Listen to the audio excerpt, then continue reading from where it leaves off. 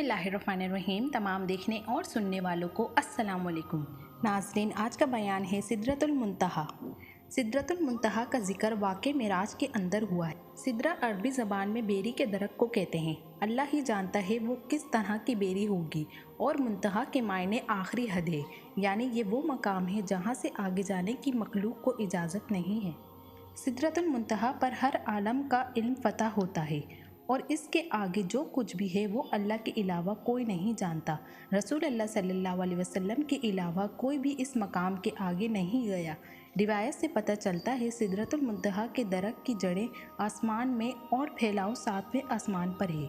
मेराज की रात जब हुजूर सल्लल्लाहु अलैहि वसल्लम को हज़रत जिब्राइल आसमान पर ले गए और अल्लाह के हुक्म से एक के बाद दूसरे आसमान की सैर करते हुए रसूल अल्लाह सल्लल्लाहु अलैहि वसल्लम 7वें आसमान में दाखिल होने लगे तो सिदरतुल मुंतहा का मकाम आया।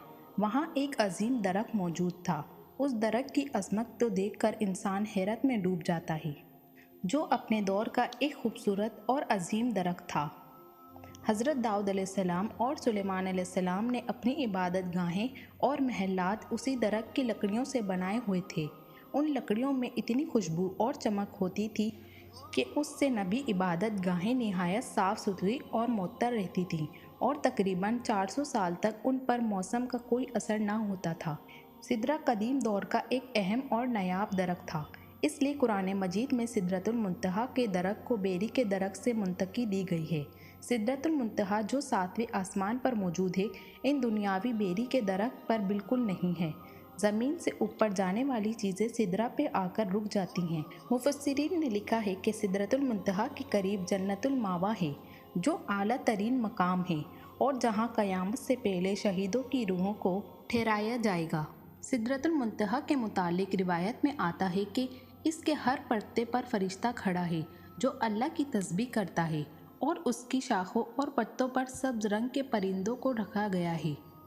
बाज़ उलमा ने लिखा है कि वो सब्ज़ रंग के परिंदे दरअसल अंबिया और औलिया इकराम की रूहें हैं। सिदरतुल मुंतहा एक ऐसा दरख्त है जिसके तने की चौड़ाई 75 साल है, जबकि बेहतरीन सवार उसके शाखों के साए में तकरीबन 100 साल सफ़र कर सकता है। नबी सल्लल्लाहु अलैहि वसल्लम ने फरमाया कि सिदरतुल मुंतहा के इस दरख्त के साथ 2 ज़ाहिरी नहरें निकलती हैं और इसी तरह उसके तनों से 2 बातनी नहरें निकलती हैं।